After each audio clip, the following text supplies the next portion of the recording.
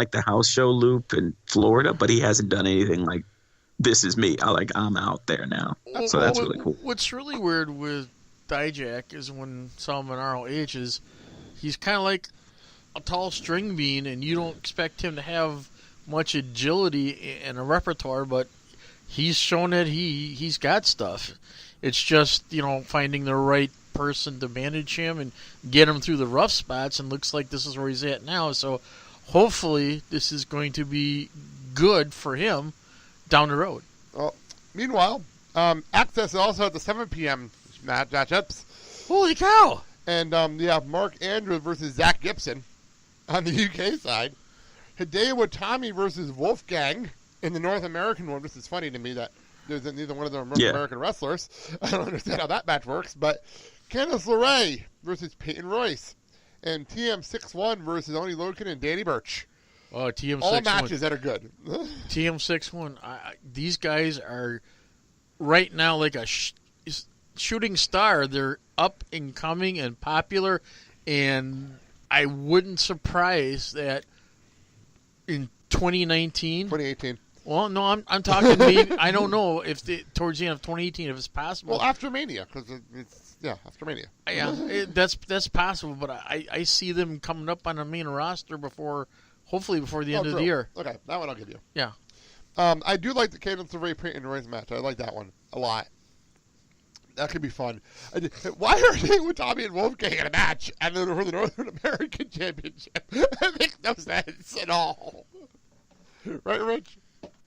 Yeah, no, I'm like, could y'all pull out a map and work on this? Because I'm getting confused. Because at least with Mark Andrews and Zach Gibson, okay, you're in the UK, both of them. Hideo Itami, okay, he's been here in the United States long enough. I'll allow it. Wolfgang, come on. That's when you're looking at it. It's like, come on, guys. He was in the UK tournament. I don't understand. It's like, Wolfgang, he's like, I've been here. I've been to North America once. I think for the NXT taping, I think that's about it. About it. I think you just needed a body for someone to work with, I guess. In the Hall of Fame, and the world's gonna know your name, 'cause you fell with the first flame, and the world's gonna know your name,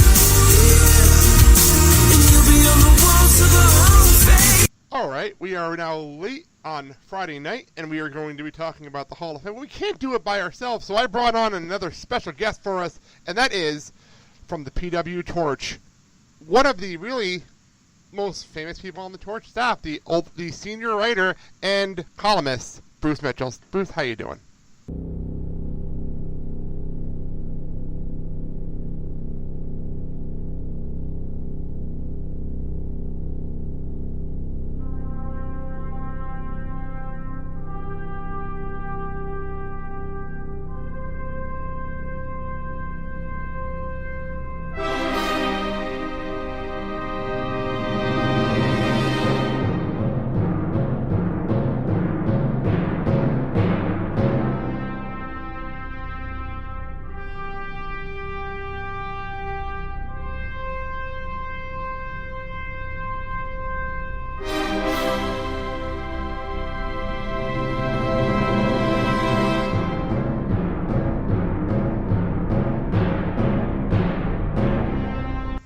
It's nice to be here. I've never quite been described as one of the most famous people on the Torch staff, but I'll take it. I like it.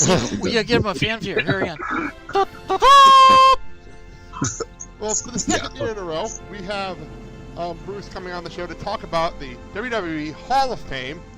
And this is actually, I think, about the 5th year in a row we're doing this, Mark, at this point. Yeah, about that, yeah. We're doing this 5 years in a row. We're talking about the Hall of Fame. Hall of Fame 2018. So, this is an interesting class. A very interesting class, to say the least. I will start here. Do we even want to bother talking about the Warrior Award this year? Does it matter to talk about it? Because it's the same thing as last year. Yes, because I think you have to give recognition to the person. Who is the person, then? Well, you've been talking about him. The small kid. JJ. Yeah. A.J. Robertson. I think you got to recognize, because basically it's the spirit of the warrior that they're recognizing for the fighting spirit of this young man that's getting this award. So you give him the recognition that this young man deserves instead of being passed up. But that's me. That's fine. I just have issues with the Warrior Award in general. But that's Bruce. Your thoughts on the Warrior Award in general, and then we'll move on. I think the young man deserves some recognition. He's been through a lot and showed a ton of courage. So I'm for that. That works for me. All right, let's actually get to the class of 2018. Then we'll start with the celebrity inductee. We don't have an inductor yet. I'm going to assume it's like John Cena or even Elias or something like that inducting him. But it is Kid Rock. And it's funny, when we do musical acts in WWE, Kid Rock actually fits the bill perfectly because he's kind of been all over the place for the last 15 years. It's kind of crazy. Am I right, Bruce? Yeah, I think he deserves it. I mean, he's a famous guy. He likes WWE. He's worked with them several times, and he'll get them some publicity. I mean, I think that's what WWE is looking for. I mean, he hasn't won the Intercontinental Championship yet, but besides from that, I mean, I'm fine with it. Oh. There you go. A celebrity tag team. Stephen Amell and Kid Rock. That's not even that far-fetched. So, yeah. Coming to All In Chicago. I would say Kid Rock definitely deserves this honor and to be recognized. Talking from a local perspective, when the Harley had their big anniversary event down by Lakefront, and that was the time that the CEO's wife basically brought in Elton John as the main act, and Kid Rock was there. He basically performed before Elton, and the crowd turned really quick. How do you follow Kid Rock with Elton John? That doesn't work in my brain. Here's the thing. Because Kid Rock basically fits the stereotype, and I hate to use that word, stereotype, of bikers. Yes, that's true. So, I'll give you that one. But how does Elton John fit into this? This whole thing with the talent who gathered this, and the CEO's wife said, yeah, I want Elton John because I like Elton John. Well, needless to say, the crowd turned, and who saved the day coming in from the backstage was Kid Rock, and calmed the crowd. And I tell you, he had them eating out of his hand. For a man that can control a mob and basically get them refocused for what they were there for, kudos to Kid Rock. Okay, I'll ask you a question. What are the odds we get an Elias Kid Rock segment on Mania, Bruce? I think that'd be cute. I'd be for that. Yeah, I like because the minute Elias is doing a concert, my first thought went to Kid Rock interrupting said concert. Like that's the first thing I thought of. And, I have to say, I think one of the better things about the show this year is there is no live performance from some from some artist who doesn't fit. I mean, there's none of that. So I'm for all that. I like my live music, and I like my wrestling, but I don't like them together. It's true. So we don't have any rumors of T Swift coming in to steal the show? There's no bands. There's 14 matches on WrestleMania. I don't think we have time for a band this year. We don't have time. I'm sure you'll Paul Ryder isn't going to be here and things like that. Pitbull. Well, the last time he came to Mania in New Orleans, there was no live band in New Orleans last time.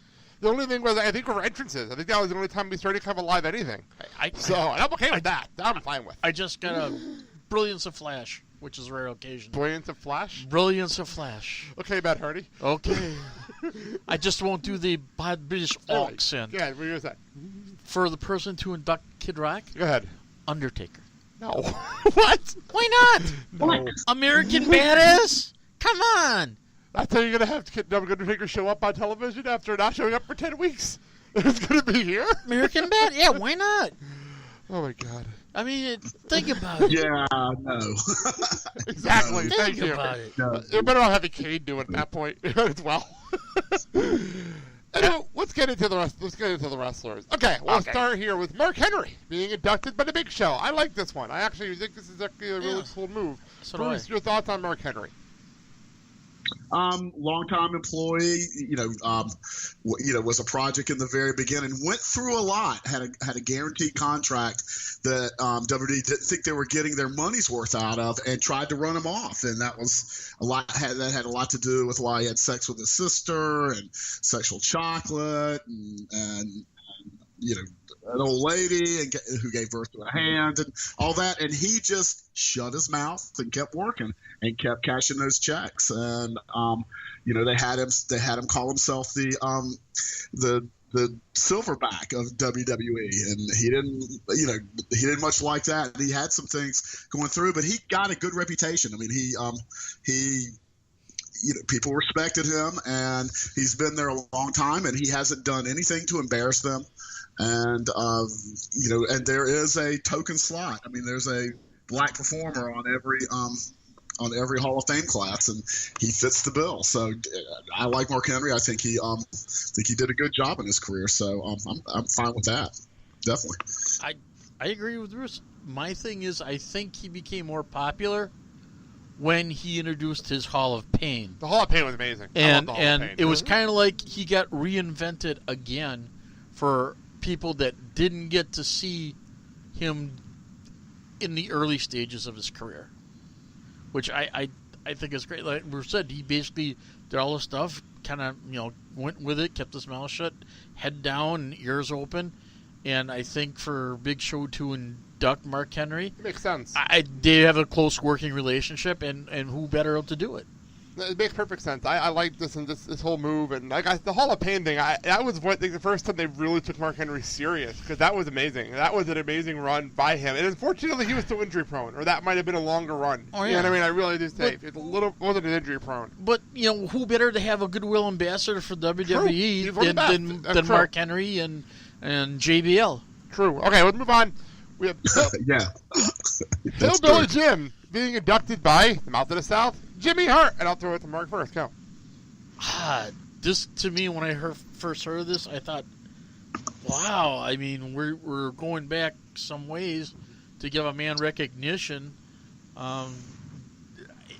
His gimmick caught on for a while, and then kind of subsided, and then brought in some other family members to get it reignited, and really didn't go anywhere. But he's another one of those employees that did as he's told, kept his mouth shut, and he may have not liked the way things were progressing, but he was there day in and day out. Bruce? Yeah, I mean, he's one of those 80s guys. They usually last 10 years or so, that it seemed like they'd gotten all the 80s mid-carders that they were going to get, and now they're moving to the 90s and to the 2000s, but they got him. I mean, yeah, his time in the spotlight wasn't very long, but he worked for WWE for years and years, kind of on the music side, and as a representative and going to trade shows and all that. And again, loyal employee who didn't cause him any problems, and kind of a colorful throwback. And Jimmy Hart will do a good job with him, like Big Show will do with Mark Henry. I thought it was I was kind of laughing at this idea that Hulk Hogan would induct him, because if and when Hulk Hogan comes back, it'll be a bigger deal than inducting somebody into the Hall of Fame. I can agree with that sentiment. For me, Hillbilly jumped a little bit before my time, so I was going to let you guys do that one, because that's a little bit before my time. So I didn't have much to say there. This is the era where Hulk Hogan was basically starting the apex of pro wrestling, where Madison Square Garden, and they invented these kind of, if you want to call them, cartoonish characters, and Hillbilly Jim was one of them. And, of course, he was also one of the characters in the cartoon show. This was a guy that, played the country bumpkin. Figured, people would get one over on him. He took the gimmick. He ran with it as best he could. And when things didn't seem like they were subsiding, then, of course, we bring in Uncle Elmer and other relatives to keep the gimmick going as long as we could. But I think he was best utilized as a road agent for WWE down the road. And as a scout to kind of pick out, wrestlers that were up and coming, because he had an eye for things of that nature. It's true. This is the one that surprised me when it happened, and here we go. We're doing it. Jeff Jarrett is being inducted by Road Dogg Brian James. I'll start with this one because I can't talk about Jeff Jarrett. Oh my God! Hang on, let me start here. I will say, the Jeff Jarrett situation is, I came into wrestling after Jarrett was on WWF anymore, but I know about the history with him and the China situation, everything else. But if you told me 10 years ago that Jeff Jarrett would be at a WWE stage again after everything with TNA and everything else, I wouldn't believe you. I would not believe this is happening. Mark, I know you're jumping all over us, so get into it. You also have to go into the early stages of Jeff Jarrett's career, where he was wrestling down in World Class, and what was the other organization?